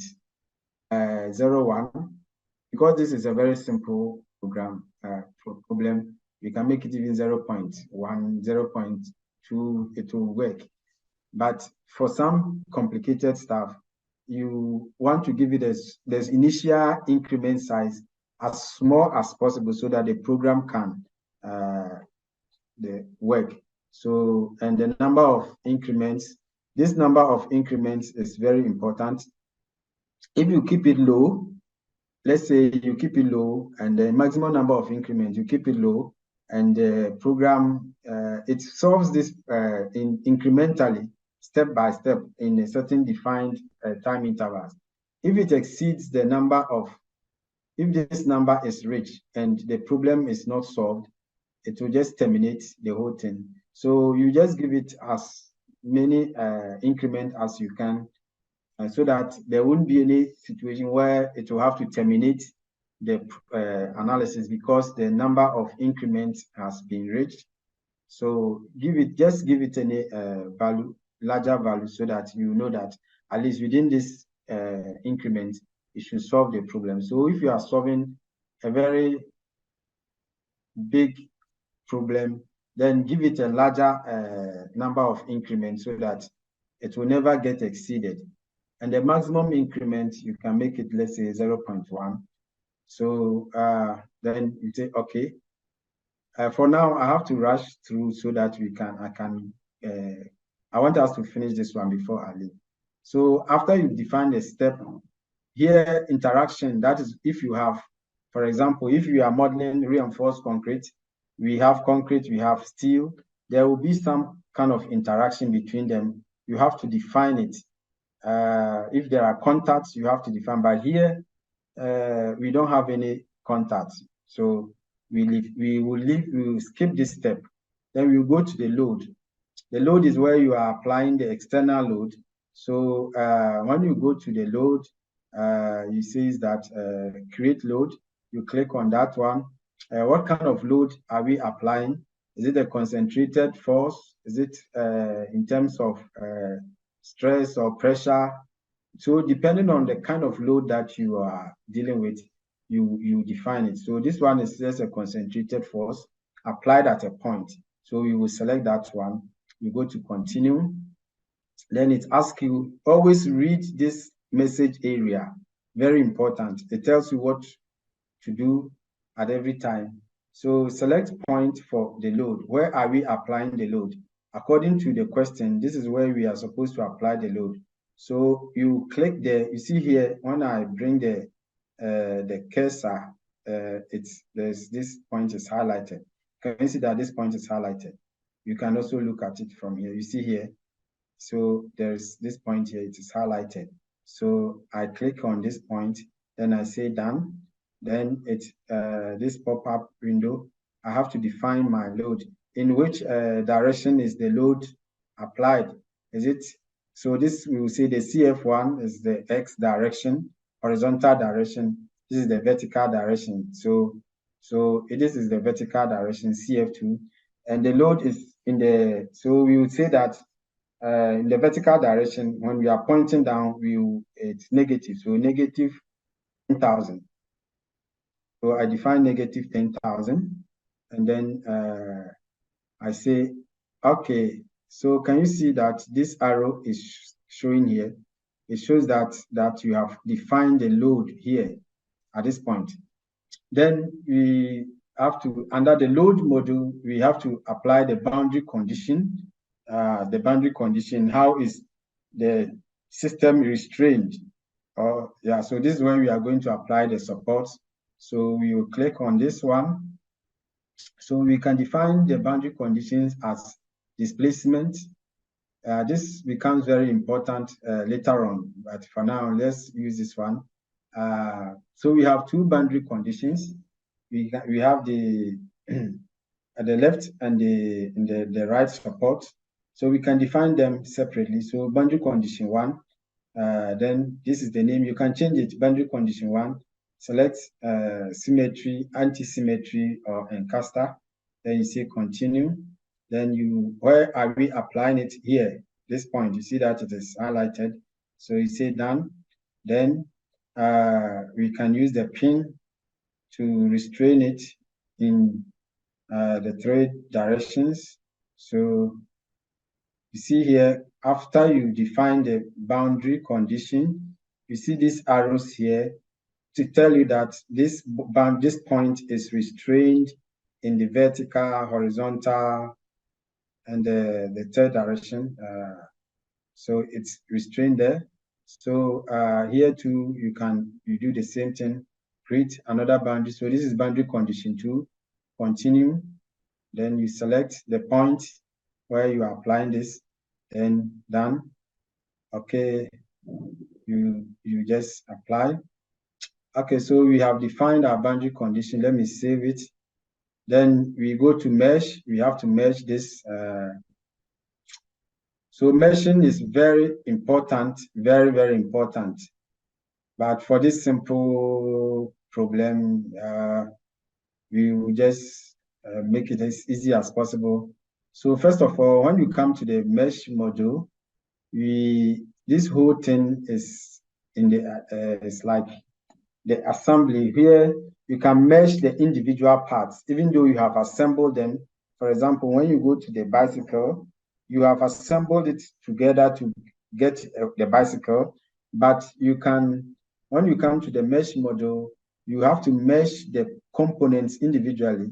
You can mesh everything together. That is when you, I think for that one, you have to select independent before you can, when you are doing the assembling, you have to select independent before you.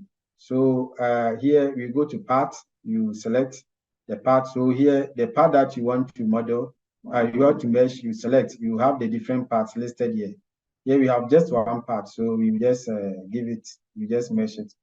Before you mesh, you go to seed part. Seed is like you are defining the nodes for you to, the nodes to, that will divide each part into different elements. So let's look at something here. Now I have 100 here. If I say apply, you see that these various nodes have been applied on the various components. So if you want this, you can just, for 3D problems, if you have a lot of mesh or finer meshes, it makes your work more accurate. So if you have more meshes, it's good, but at the same time, it also increases the computation time. It makes it very difficult to solve sometimes if you don't have a powerful computer. So for this one, we can just this is a very simple geometry. So we can just use every part as one element and it will solve, give us accurate results. So I will seed it as 1,000 and it will work. So, okay. Then mesh element type, very important. So here you select the whole part and say done. Then the type of elements that you are using, you want the standard. If you are dealing with a dynamic problem, you can use the explicit, but here we want standard linear. Then the under family you select. If you are dealing with a 3D problem, you come here. Okay, here we don't have the 3D, but the beam would have been if you were dealing with the 3D. So here we come to truss, we select. Then the element name is displayed here. Then we say, okay. Sorry, I'm rushing through, but next time when we meet, if you have any challenges, you take time to go through again. My time is way over, so I have to rush. So then after you have assigned this, or you've assigned the element type, you have to come back here and say mesh, and then you say mesh the part, and you go to yes. So you see here, it has meshed, and what else do we have to do? Okay, we don't need this. We have to create a job. So here, creating the job is like you are making the work ready for analysis. So you go to create job, then you give a name, job 1, it's okay. So, and we're analyzing the truss. So here you leave it everything as the default. So you say, okay. So we've created a job.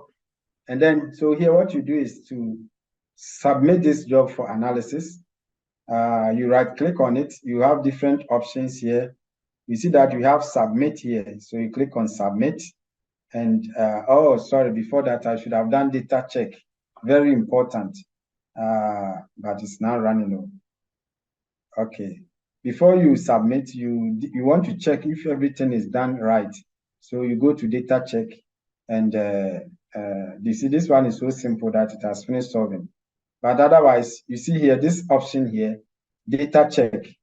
When you click on it, if there is any problem with maybe you didn't mesh some parts, you didn't define some material properties, when you click on data check, it would run and tell you where you have not defined certain parameters, right? Then you do that before you go to submit. Very important. So now I submitted and it has finished solving already. Because this is very simple, it can do it in a very short time. So I want to see whether I got a result. So you right click on it and you go to results, and yeah, so it has finished solving. So this is the result. And then if you want to see, you click on this colored rainbow. Yeah, so this is the original model. Then if you want to see whether how the response of the structure, you click on this one. This is where it will show you the deformations and the the stresses. So now I want to superimpose this on the original geometry. So you use this arrow here, allow multiple plot states. So you click on this one and you click on the undeformed shape. So you see here, the undeformed shape is in the gray color, and then the deformed shape is, the colored one. We have the red and the blue areas. So you see here, the boundary condition worked. We apply the boundary condition on the left and the right here, support. You see here, it did not move. This point, there was a displacement. Over here, there were displacement, but these points did not move. And we can look at the nodal reactions. We can also look at the stresses in the members to see whether they are right. So I think we will end here. The next time when we start, you go through how to analyze this to generate reports and make sense of it. You can have very colorful results, but if you cannot make sense of it, if it is not consistent with the physical problem, then done nothing. So before we leave, if there is any question or contribution quickly, my time is way over. Hello, Prof. Hello. Hello, Prof. Yes, please. Yeah, please. I would like to ask if you can share. Share what? The link for the video? Hello? No, the slide. I know the link for the video will be shared. Oh, okay, Please, the I'm talking slide. about the slide Yeah, that we're one I'll give it to using you. for the teaching. I'll send it to you. Okay, thank you. That one I'll send it to you. Any other?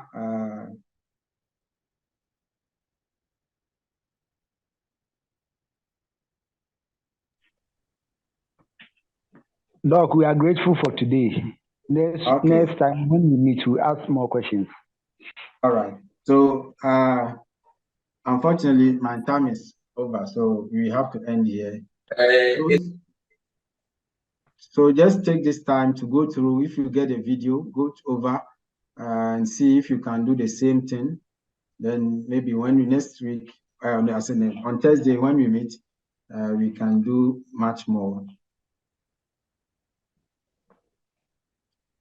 Doc, Thursday what time? Thursday too, I think we should make it the same time because I don't know. We have a meeting, staff meeting. I think the time, I'll check the time and let you know. Then we will see if we can change it. Okay. Otherwise, if everything is okay, then we could make it from 3 to 5 so that more of you can join. But I think on Thursday, there could be a change in the time. Okay, Doc.